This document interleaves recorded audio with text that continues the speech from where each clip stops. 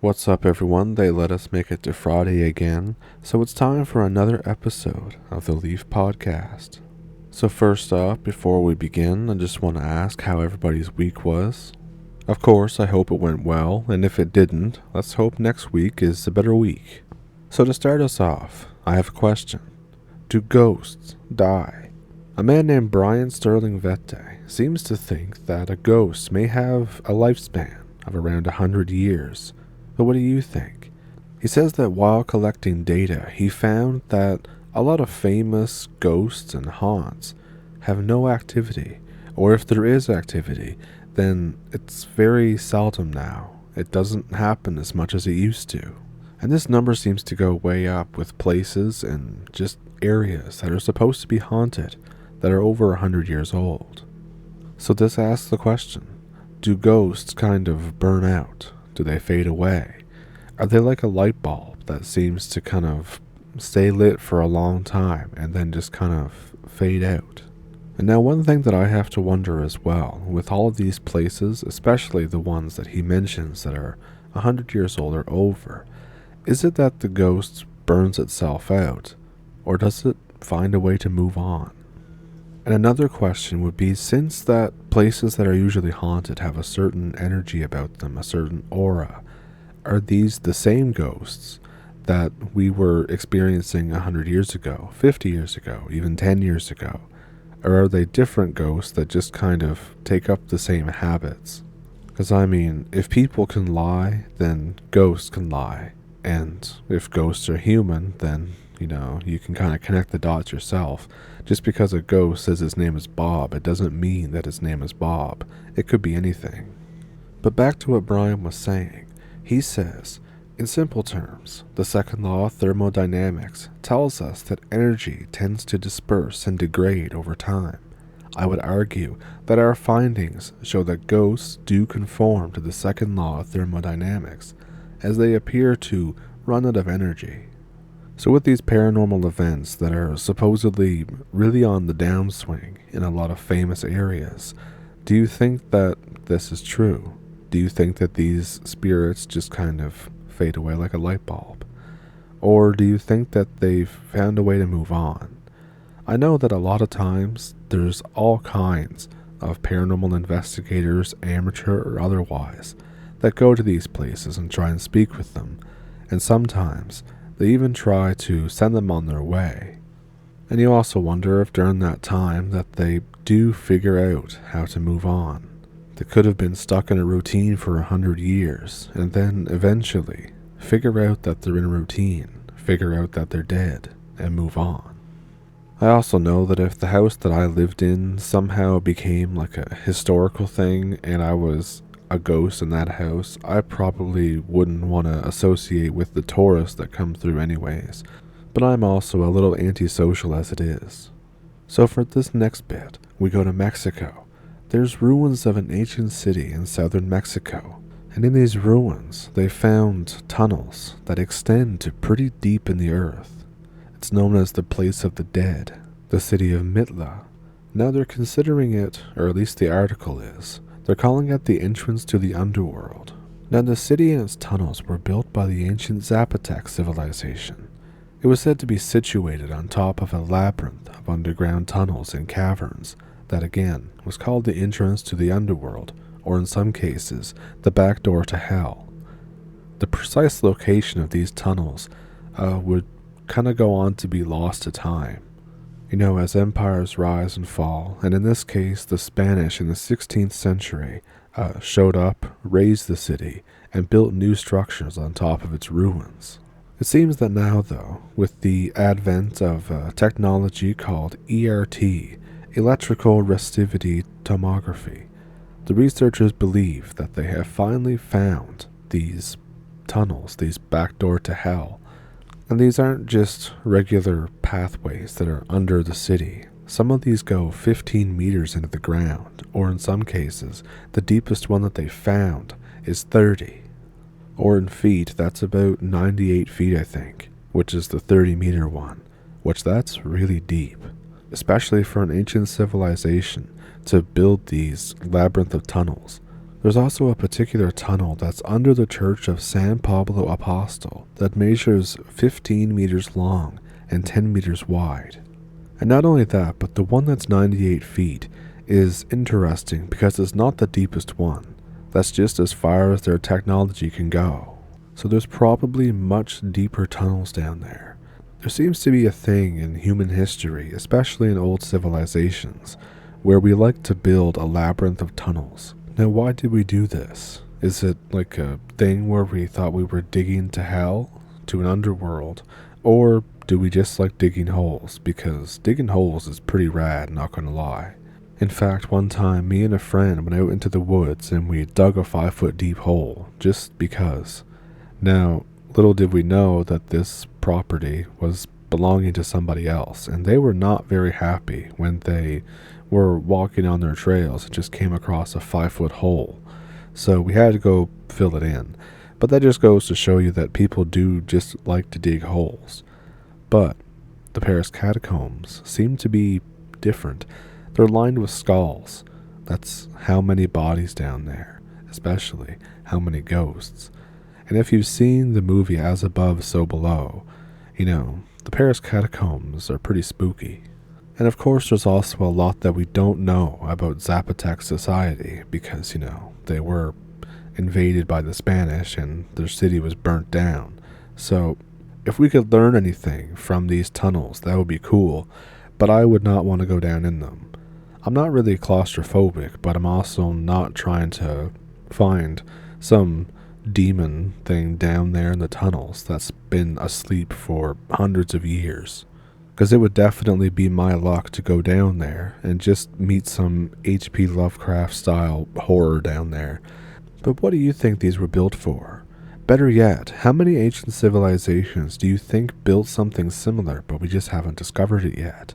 Or in some cases, do you think that unknown civilizations have built things kind of like this but have been covered by nature, collapsed in on themselves, or, just something happened to them that they're not around anymore, especially places that were raided before humans took an interest in archaeology. So as always, what do you think was the purpose of these tunnels? Do you think that they were tunnels to the underworld, a backdoor to hell? Were they searching for something? Did they find something? Now, these are all pretty ambiguous questions. I'm just curious as to what you all think. And now, last week I had mentioned that there was some encounter or abduction story that I found where somebody had a condition and the alien that abducted them had healed it. Now, I found one that's similar to it, but not the exact one I'm talking about. The one that I found that was similar was originally published in a book called Glimpses of Other Realities by Linda Moulton Howe. If you've ever read any of her books or anything that she's chronicled, then you know that there is a lot of weird stuff in those as well. So this abduction allegedly happened in 1961. The witness says, "I remember slowly coming around the corner and it facing me. He stood very still and simply waited, as if he knew how frightening he appeared to me. Eventually, he began to talk to me telepathically. He seemed to possess a great deal of dignity and gave the impression of being quite old. He walked me into this room that was filled with a dense light, and the memory ends with me about to enter the room, and the thought translated into light has to do with what happened." Now, as strange as this already is, she says that she was born with a heart defect, and when she was with this mantis insectoid alien, that they moved her soul into an exact clone of her body that didn't have that defect. And then the alien allegedly talked to her about other dimensions and how to travel in between them. And my question here is, why would the alien do this? Why did the alien pick her? Of course, I don't mean she's undeserving to have herself healed, but I mean, why did the alien pick her specific heart defect? Why did they come into her room? And why did they do it in such a way that's terrifying? And you might be thinking, well, why is it terrifying? They healed her heart defect. I think what's terrifying about it is that they were able to supposedly move her soul from her body that she was born with to an exact clone. What did they do with the other body? If they're traveling in between dimensions like they say they are, then there's probably some nefarious reason why they'd want a body with no soul in it. Now, of course, it's true the whole thing could have been a dream, a hallucination, or something like that. They could just be making it up. But it's really specific, almost. Not only is it specific, it seems to be a common thing with people who have encounters with these mantis beings. Here's another one. A witness says, "I stood there helpless for a long time, not knowing what to do, but feeling a real sense of panic. Something had to be done quickly, and all of a sudden, there were two beings that appeared next to my friend. Her and her friend had allegedly been captured or abducted by these aliens. They seemed to push me right aside and silently went right to work on her, like skilled surgeons. They stood to her left, standing together and working furiously on my friend. I had no idea who they were, what they were doing, but the first thing that I thought of was, are they aliens? I stood there and watched. I thought they looked like praying mantises, alien praying mantises. Then I focused on my friend, and I saw that her head was split wide open, like these aliens had sliced it perfectly open. I saw freshly sliced raw flesh, and these aliens or praying mantises were busy removing pieces of bone or rock-looking things or whatever from her brain. This did not look like anything what I would imagine the inside of a brain would look like, but it was just such a clean cut. These two alien praying mantises worked quickly without speaking one word. I seemed to black out, and I don't remember any more of it. So better yet, what the hell was going on here? Was this a similar situation where they made an exact clone of the body and just moved her soul over to that one, and so they could do all their weird experiments on that body? Or is it something much worse? Is it a hallucination? I don't really know, but it's scary enough as it is. So far I've talked about the supernatural, can ghosts die? I've talked about the back door to hell, that's supposedly in Mexico, and I've talked about some really scary and disturbing alien mantis encounters. So next up, we're going to dive deep into the ocean, and we're going to find some encounters that people have had with underwater monsters or underwater cryptids, whatever the word you want to use is. This first one comes from way back in 1880, and of course, it comes from a very well-known place, Loch Ness, Scotland. A diver by the name of Duncan MacDonald. He was sent to investigate a shipwreck at the Caledonian Canal entrance at Fort Augustus. The dive was supposed to be routine, and conditions were clear, but things would soon be very chaotic. So, not long after descending, he sent urgent signals on his line to be immediately brought back to the surface. When brought back up, he was shaking. His face was drained of all color, ashen. He refused to say what he had seen for several days. After a while, when he had sufficiently composed himself, he told the tale of how he had seen a very odd-looking beastie, like a huge frog. It was lying down on the rock ledge where the wreck was lodged. He was examining the hull when he saw it. He refused to ever dive in the loch again. And of course, knowing me, I don't remember where I heard this, but speaking of Loch Ness, I've heard that underneath Loch Ness there is a underwater tunnel, I guess is the best word, and that tunnel leads to the deep ocean.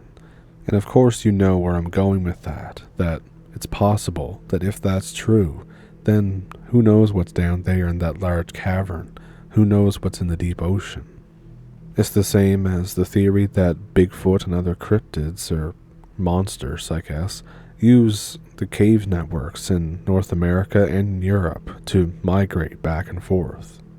And it's one of those things that when you think it kind of makes sense that, that these creatures could be using all of these underwater vents, these cave systems to travel. But when you say it out loud, it kind of sounds a little crazy, doesn't it? Kind of makes you wonder, like, how deep do these caverns go? How deep do these tunnels go? How deep do the things that we built go? So here's another deep-sea encounter. A self-proclaimed marine biologist and diver had a bizarre experience in the cold, dark depths off of Singapore.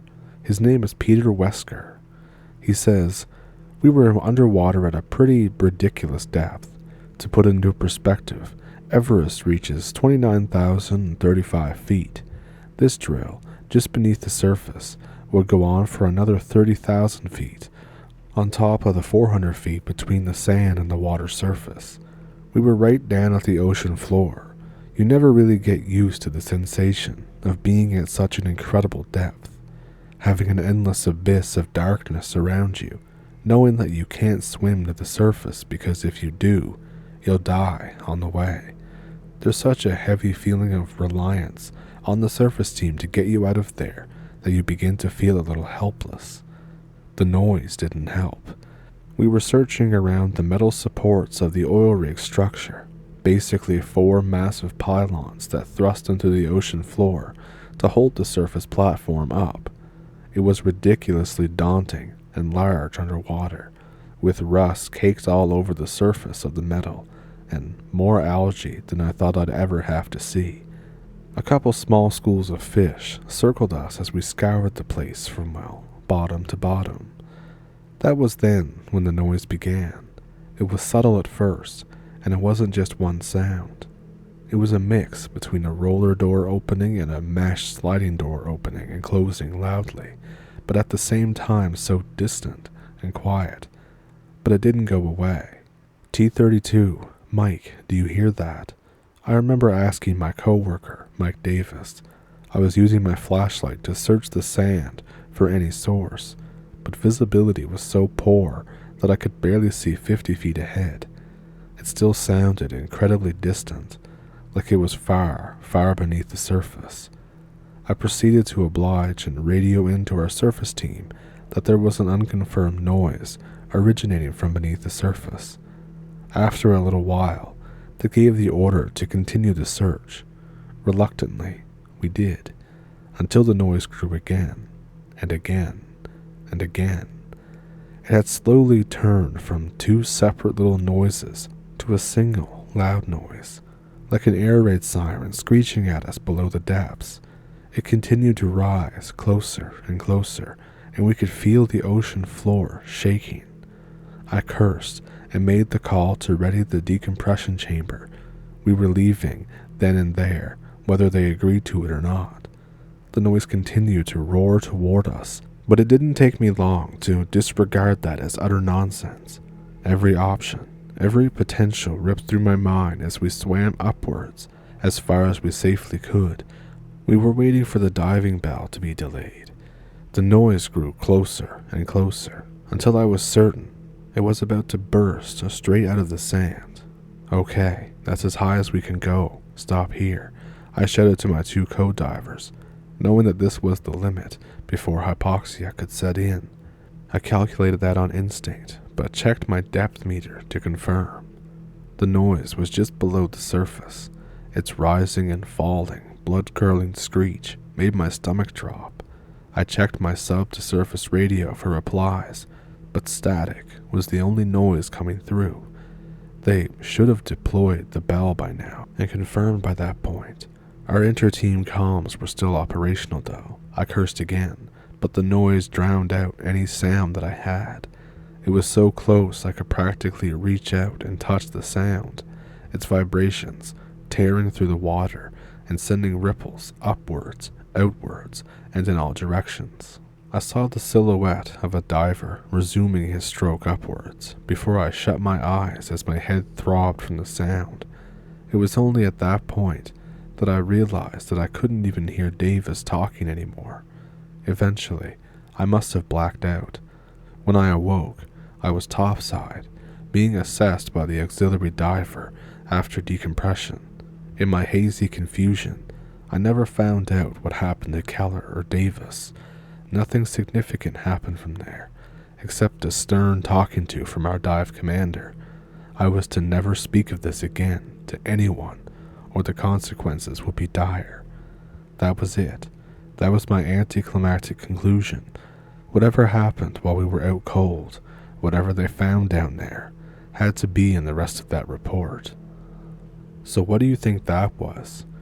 What do you think was so large that its screech could just do that? Let me know what you think down in the comments. And with that, I think I'll end it off here. If you enjoyed this episode, be sure to like and subscribe. And if you would like to donate to the channel, there's links in the description, as well as if you want to send your own story in. So I thank you for pulling up a stump, I thank you for watching, and I'll see you Sunday. Have a good weekend.